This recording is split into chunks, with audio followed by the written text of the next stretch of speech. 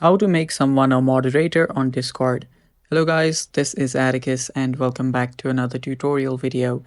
In today's video, I'll teach you guys how you can make someone a moderator on Discord. So without any further ado, let's dive right into it. First step, open up your Discord.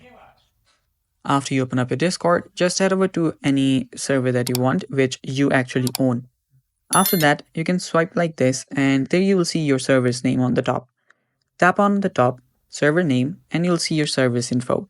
Here you can tap on settings. After you tap on settings, you'll be on your server settings.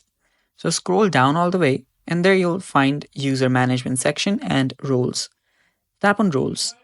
After you tap on roles, you'll see an option where you can create role. Tap on create role, and now you can name this new role. I'll just name it mod. After naming it mod, you can choose a color for your mod. So I'll just pick this green color, tap on save, and tap on create.